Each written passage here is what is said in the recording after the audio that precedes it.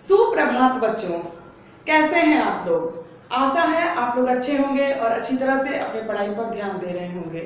बच्चों, हम लोग अध्ययन कर रहे हैं हिंदी व्याकरण से समास, और हमने समास की परिभाषा, समास विग्रह तथा समास के दो प्रकार का अध्ययन कर लिया है। अव्ययी भाव समास तथा तत्पुरुष समास का हमने अध्ययन कर लिया है।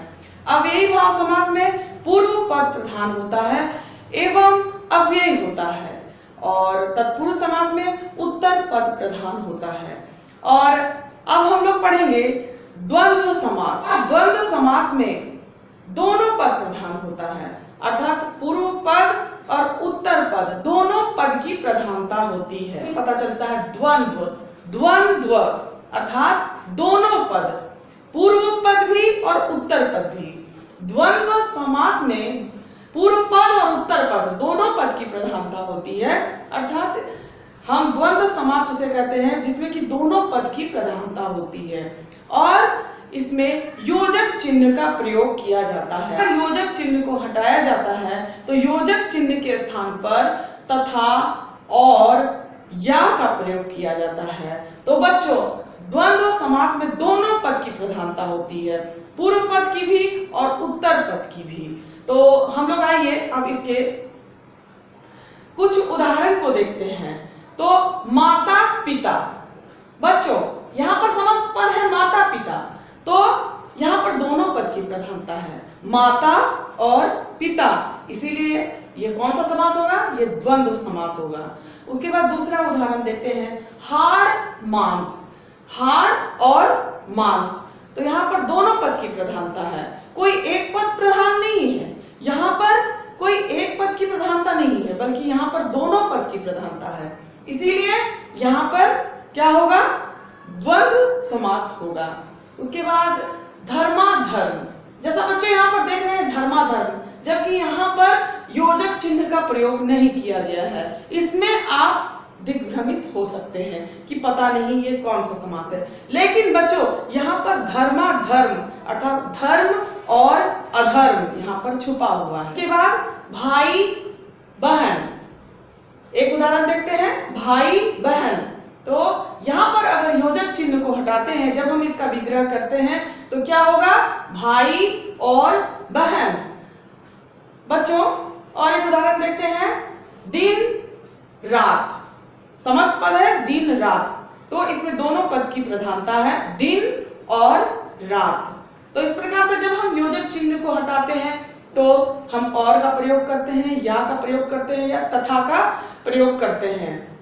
तो इस प्रकार से हम देखते हैं कि द्वंद्व जो समास है उसमें दोनों पद की प्रधानता होती है, पूर्व पद की भी प्रधानता होती है और उत्तर पद की भी प्रधानता होती है, जिसमें दोनों पद प्रधान होते हैं और योजक चिन्ह का प्रयोग किया जाता है। और जब हम योजक चिन्ह को हटाते हैं, जब हम इसका समास विग्रह करते हैं तो और, तथा और या का प्रयोग करते हैं। जैसे बच्चों और एक उदाहरण देखते हैं, राम लक्ष्मण, राम लक्ष्मण जो है, तो यहां पर अगर हम योजक चिन्ह को हटाते हैं, अगर हम इसका विग्रह करते हैं तो क्या होगा, राम और लक्ष्मण। तो इस प्रकार से हम देखते हैं कि जो द्वंद्व समास है, द्वंद्व जैसा कि इसके नाम से ही पता चलता है, द्वंद्व अर्थात दोनों पद की प्रधानता, पूर्व पद की भी प्रधानता और उत्तर पद की भी प्रधानता, अर्थात दोनों पद इसमें प्रधान होते हैं, तो वो द्वंद्व समास कहलाते हैं। और इसमें योजक चिन्ह का प्रयोग किया जाता है, और कहीं कहीं पर योजक चिन्ह का प्रयोग नहीं होता, वो सांकेतिक रूप में उसमें छुपे हुए रहते हैं, जैसे कि धर्माधर्म इत्यादि। इस प्रकार के जो समस्त पद होते हैं उसे पहचान करना पड़ सकता है। जैसे कि धर्माधर्म जैसे शब्दों में दोनों पद की प्रधानता है, तो वहां पर जब हम समास विग्रह करेंगे तो वो द्वंद्व समास का उदाहरण होगा। बच्चों अब हम लोग पढ़ेंगे द्विगु समास। बच्चों जब हम द्विगु समास की परिभाषा देखते हैं, द्विगु समास में जो पूर्व पद होता है वो संख्यावाचक होता है, अर्थात वो किसी अंक, नंबर, संख्या को सूचित करता है और किसी समूह की ओर इशारा करता है, अर्थात वो किसी समूह को दर्शाता है। जैसे बच्चों हम लोग इसका उदाहरण अगर देखते हैं, जैसे त्रिभुज, बच्चों त्रिभुज जो समस्त पद है वो है त्रिभुज, तो यहाँ त्रि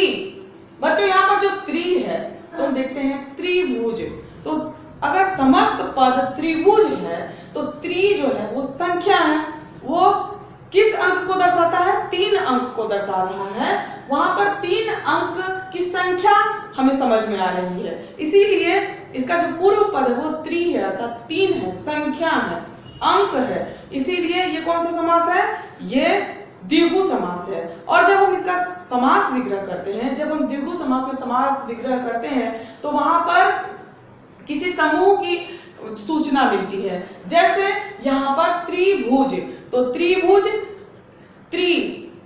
तीन भुजों का समाहार। जैसे बच्चों और उदाहरण देखते हैं द्विगु समास में, और उदाहरण को हम लोग देखते हैं। जैसे कि समस्त पद है नवरत्न, नवरत्न जो है वो समस्त पद है। अगर हम इसका विग्रह करते हैं तो क्या होगा, नव, नव अर्थात यहाँ जो पूर्व पद है वो नव है, और नव क्या है, 9 संख्या को सूचित किया जा रहा है। 9, नव का अर्थ है 9, 9 नंबर, यहाँ 9 संख्या है। तो इसका हम अगर समास विग्रह करेंगे तो किस प्रकार से करेंगे कि नव रत्नों का समाहार। नवरत्न क्या होगा, इसका विग्रह किस प्रकार से करेंगे कि नव रत्नों का समाहार। तो द्विगु समास में जब भी हम समास विग्रह करते हैं तो पूर्व पद संख्यावाचक होता है और अंत में समाहार का प्रयोग किया जाता है, और वो किसी समूह को दर्शाता है। जैसे बच्चों उदाहरण देखते हैं, चौराहा, तो चौराहा, तो चौ अर्थात यहाँ 4 जो अंक है, 4 जो यहाँ पर संख्या है उसकी ओर यहाँ पर संकेत मिल रहा है। समस्त पद है चौराहा, और अगर हम इसका समास विग्रह करते हैं तो क्या होगा, 4 राहों का समाहार। तो यहाँ पर एक समूह को दर्शाया जा रहा है, यहाँ 4 राहों का समाहार। तो चौराहा को हम किस प्रकार से विग्रह करेंगे, 4 राहों का समाहार। तो प्रथम जो पद है, जो पूर्व पद है वो संख्यावाचक है, और यहाँ पर जो चौराहा है वो क्या है, वो किसी समूह की ओर सूचना कर रहा है। तो यहाँ पर होगा 4 राहों का समाहार।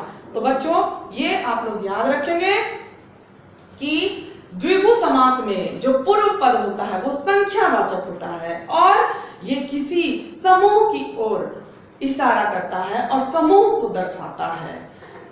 जैसे बच्चों हम लोग और उदाहरण देखते हैं द्विगु समास में। जैसे कि समस्त पद है सप्ताह, सप्ताह जो है वो समस्त पद है। अगर हम सप्ताह का समास विग्रह करें तो क्या होगा, सप्त, सप्त अर्थात 7। तो यहाँ पूर्व पद में क्या संख्या हमें पता चल रही है कि 7, 7 यहाँ पर जो है वो संख्या है। तो पूर्व पद संख्यावाचक है और सप्ताह क्या है, 7 दिनों का समाहार। जब हम इसका समास विग्रह करते हैं तो क्या होगा, 7 दिनों का समाहार। तो इस प्रकार से हम लोगों ने क्या देखा कि द्विगु समास में पूर्व पद संख्यावाचक होता है और किसी भी समूह को दर्शाता है। बच्चों आप लोग आसानी से समझ सकते हैं कि द्विगु समास की किस प्रकार से आप पहचान करेंगे कि कहीं भी जब संख्या आपको दिखाई दे और कोई समूह उसमें दिखाई दे तो क्या होगा, वहां पर द्विगु समास होगा। मैंने यहाँ पर जो भी उदाहरण प्रस्तुत किए हैं द्विगु समास के, उससे आप समझ सकते हैं कि आप द्विगु समास की परिभाषा को किस प्रकार से लिखेंगे, समास विग्रह किस प्रकार से करेंगे। तो बच्चों इस प्रकार से हम लोगों ने देखा द्वंद्व समास में क्या होता है, दोनों पद की प्रधानता होती है और योजक चिन्ह के स्थान पर तथा और या का प्रयोग किया जाता है। और द्विगु समास में प्रथम पद पूर्व पद संख्यावाचक होता है और यह किसी समूह को दर्शाता है। बच्चों इस प्रकार से हम लोगों ने द्वंद्व समास और द्विगु समास की परिभाषा को जाना और समास विग्रह करने के जो नियम है उसे हम लोगों ने समझा कि किस प्रकार से हम उसका समास विग्रह करेंगे।